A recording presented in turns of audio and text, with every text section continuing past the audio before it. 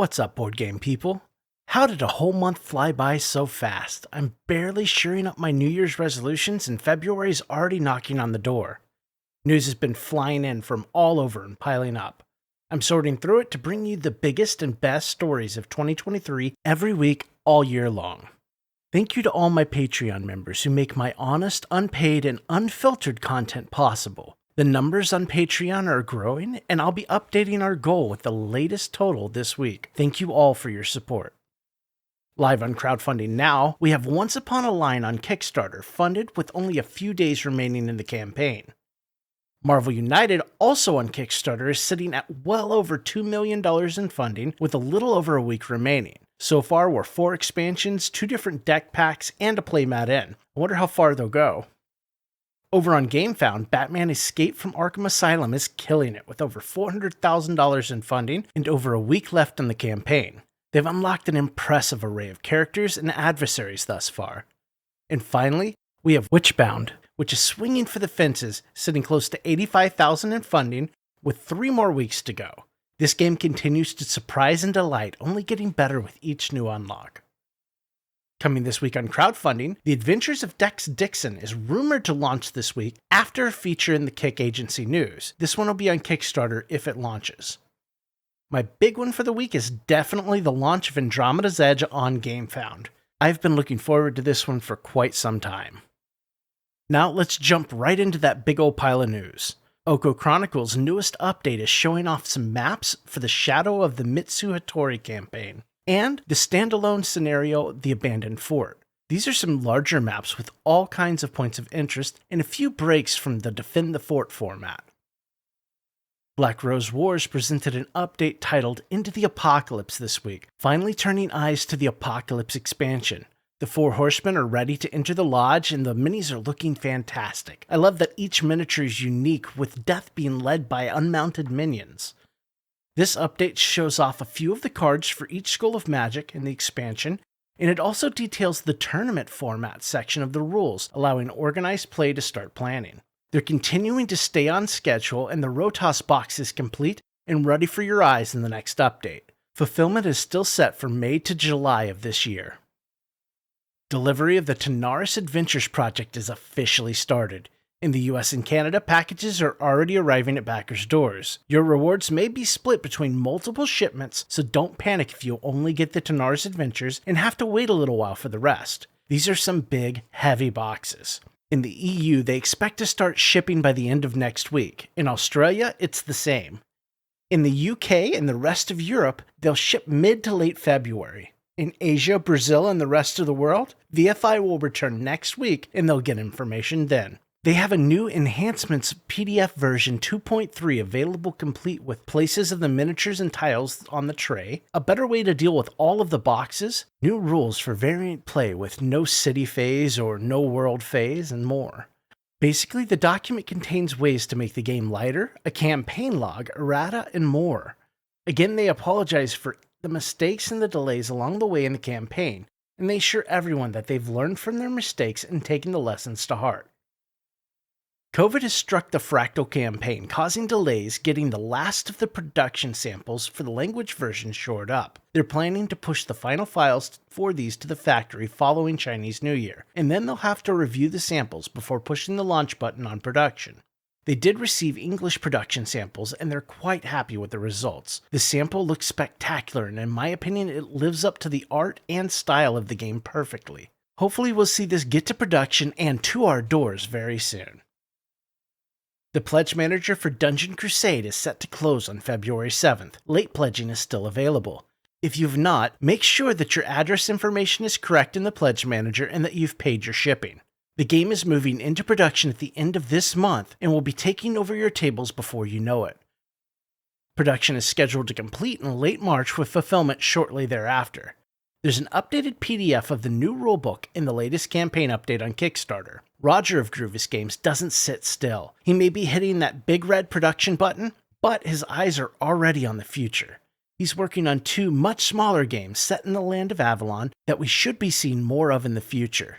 He's also developing 2 new free game modes for Dungeon Crusade, a random dungeon generator, and a mode titled Quest Challenges that will offer quick games between 45 minutes and never over 2 hours. I have a quick video coming up going over the changes from the original edition to this reprint. If you're interested in late backing, there's a link in the video description. A quick update from Dice Throne's Santaverse Krampus project states the campaign is complete. They're continuing to support parts requests and work through any issues, but this one is officially in the books. The Judge Dredd miniature game from Warlord Games is getting a little bigger this year with the Judge Dredd Block War expansion. The entire collection includes quite a few minis, some great looking terrain pieces, and my personal favorite, the League of Fatties. Sleeping Gods Distant Skies will officially be closing their pledge manager on February 15th. Digital proofs have already been approved and they're awaiting production samples now. Primeval Peril has come quite a way since the print and play version, and you could expect plenty of new surprises in the streamlined mini-adventure. The update also shows a quick peek at the Thunderstorm Isle expansion. This is shaping up to be a grand adventure once it hits backers' hands. From Dawn of Madness, we've heard that COVID officially struck their Beijing team. Paired with the Chinese New Year break, it's hurting productivity. There's good news though. Balancing and design work for the Abominations is complete. They've received samples of the core packaging for review. Translations are underway. Emily Hawkins' storybook is being translated. Catherine Little's book is almost complete with a little art and layout work remaining. Claude Reinhardt has art and layout left to complete. Linus Gershwin still has the furthest to go with the majority of the work remaining. Finally, they left us with some of their excellent artwork. We have a Wave 2 development update and Wave 1 language versions update for ISS Vanguard. For Wave 2, they've completed some Deadly Frontier campaign prototypes, which have been sent out to testers. They're working on prototypes for the Lost Fleet campaign now. They're hoping that around March they'll have enough information to be able to provide a timeline for Wave 2 delivery. This update, they're showing off some early samples of a few of the Wave 2 minis that are still in the prototype phase, but looking quite nice. Hasbro Pulse is offering the Selfie series of figures where it allows you to 3D scan your face and have it plastered on an action figure from several different IPs. I found it quite ironic that most of the figures offered are known for the helmets they wear or their masks. Personally, I can't wait for my Mandalorian figure with my own face to arrive. In all seriousness, it's a fun idea and I'd love to see the results in person. In other ISS Vanguard news, ISS Vanguard and the Close Encounters miniature expansion have hit retail. Joining them on February 3rd is Frostpunk, the Dreadnought and Frostlander expansions, the miniatures, and playmat. The Dark Quarter is truly a living world waiting to be explored. This update, we're meeting Sophie Romero, our harsh mistress and employer at the agency. She has little patience and even less time to deal with BS. We also meet Black Rex, the proprietor of the House of Rest for Weary Boatmen, a seedy dive bar that you'll visit often during your investigations. The right questions to Rec might be the key to a new lead. They've also given us a taste of things to come with some amazing location art. The pledge manager for the Dark Quarter will remain open until the last moment, and they'll let us know before its closing time. They've also let us know that the boxes for all parts of the games are Calyx friendly. Aeons End Past and Future campaign is officially starting deliveries. In the EU, fulfillment is already underway. In the US, shipments start this week from Dallas. In Canada, they are awaiting the arrival of the rewards for the region. The rest of the world should see delivery start after Chinese New Year. HeroClix, which I wasn't even aware is still a thing until just now, is releasing 2 new Iconics figures in June of this year. They're serving up the Thanos Snap figure and a Captive Hearts Wolverine. Might and Magic 3 is updating backers showing off the stretch goal heroes from the campaign. Several heroes were unlocked but never truly discussed. Well, their latest developer diary has solved that issue. Check that out for more details. The Inferno expansion is coming along quite nicely and the design of all the miniatures is complete. Finally, they've given us a set of scale comparison pictures that truly put everything in perspective. This is a ton of miniatures with some huge models on display. Anastyr has put an update outlining the company's ongoing struggles with restructuring and promising to keep us up to date with the project at least once a month. They got in trouble with Kickstarter, and they don't want to fall on their bad graces. If you go to the Anastyr page, you'll see that it's marked as deactivated. They're hoping that once-a-month updates on all of their projects should be good enough to keep the Kickstarter gods appeased. But the deactivated tag is still there. The update basically says what we already know. They're finishing one project at a time, and it isn't Anastyr's turn, so there's no news. Next up on their queue is Siege 6. Are you unsettled in 2023? I sure hope I am. The latest update from the project outlines the development progress, which basically boils down to they're testing until they get it perfect. Currently, they want to get final files to the manufacturer by March 1st and games to backers in a June-July window. This update also shares some nodes from the Blackout and Near expansions. Blackout is set in your ship, the Scarab, where a catastrophic series of events left the ship in really questionable condition, and your favorite AI-controlled robot has turned on you. Blackout will see you playing both inside and outside the ship. The nodes for Blackout are double-sided, providing both a powered and unpowered version of each. They aren't saying much about Near. It's a secret. You know we don't talk about Bruno. What? What they did let slip is the design objective for the planet is to facilitate a sense of discovery, curiosity, and exploration. Wizards of the Coast has raised the white flag and is keeping OGL 1.0a around for the foreseeable future, due to pretty much everyone hating the last few drafts of the new OGL. This is good to see and should keep the third-party content flowing. GenCon tickets went on sale last weekend.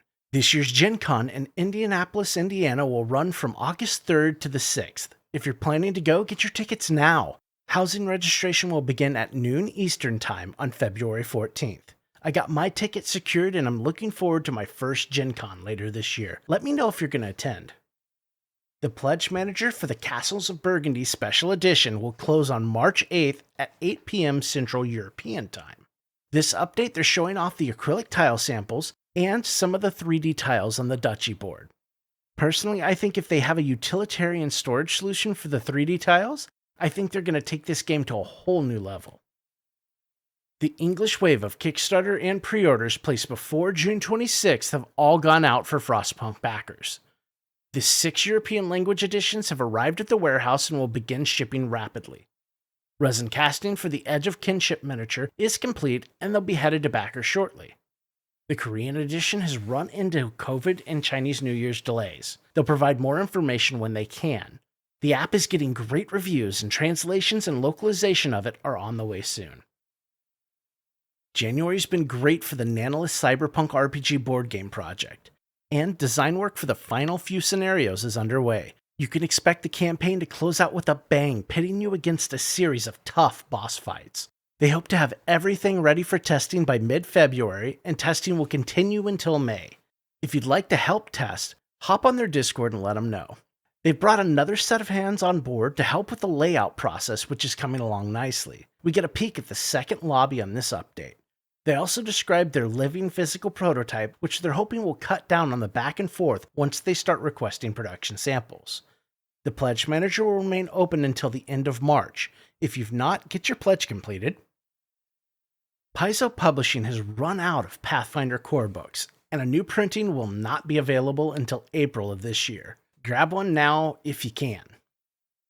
The crew over at the Soul campaign are back from a much-deserved break and are focusing in on updates prior to production. They're creating errata for the rulebook clarifications, player diagrams, and instability effect cards, improving writing and making things more understandable. Panda, their manufacturing partner, is away on Chinese New Year break, but will be back and taking action soon. The insert is also going through iteration to make sure it's perfect.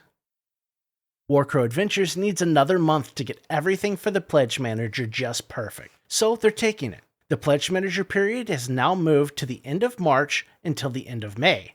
The game's application will now manage both behavior and health points for enemies. It's sounding more and more like the recent Descent Legends of the Dark application, which admittedly kept the game moving at a good pace and took some of the bookkeeping off players' hands. Deep Madness has thrown a quick Q&A session, a PM update, and development update at us. The Q&A covers some of the most common questions about the project. Yes, they will cover VAT. Yes, add-ons can be removed. Email them. And no, the Pledge Manager will not close until April or May.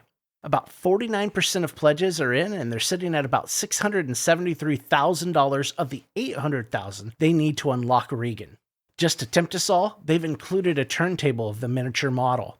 Development took a hit this month, with the Beijing team getting COVID and having a rocky recovery. The reprint material is prepared and can start production of the miniatures just after Chinese New Year's. Printed materials are being proofread, but that'll take some time. For Madness Reborn, they will start making miniature molds after Chinese New Year. Testing is ongoing. 2 new Dungeons and Lasers sets are heading to retail. Arkham announced that they'll release the City Bits bundle and the Fantasy Props pack on February 26th of this year. Each set will sell for $49. This week we got a Frightful Freight update for the Final Girl Series 2. Starting with Asia, shipping should begin after Chinese New Year. In Australia and New Zealand, the game should be in port now. In the EU, the ship should hit port around February 1st. For the US, Canada, and rest of the world, the ship is due on port on the 6th of February. The UK ship is due on the 14th of February. For the US fulfillment, their partner is now Bridge Distribution and Fulfillment. Finally, they left us with a PDF for the feature film rulebook Series 2. This segment was brought to you by the letter F. Dark Venture is bringing in the new year with a new Pledge Manager. The Pledge Manager for the reprint and expansions is now open, and Backerkit should be getting notifications out to everyone. Crawl, previously an unobtained stretch goal, has made its way to the PM. This expansion will introduce a 1 to 2 player game mode resembling an old school dungeon crawler. They've been hard at work on Dark Venture content for the last month. Currently, they're finalizing component lists and getting updated quotes for the game. Good progress is being made. New Fallout Wastelands warfare creatures are heading to shelves. The Rad Stag Herd and Super Mutant Centaurs are joining the line and hunting the Wastelands. In Darkest Dungeon news, Mythic is again promising monthly updates to let us know that other games come first. They have moved from the closing Funnigan logistics to delivery of the last few packages for the US through Miniature Market, their new partner. Basically, they made a retail agreement with Miniature Market. Sleeves for Wave 1 never hit the US warehouse and will be sent as fast as possible. In the US, Miniature Market will complete the delivery of the hostages by February 3rd. In the EU, there are only a few left to ship out. In the UK, all late pledges have been shipped and pre-orders will go out soon. In Australia and Asia, all orders have been sent to the hub, and they expect few delays, except with that pesky old Chinese New Year's.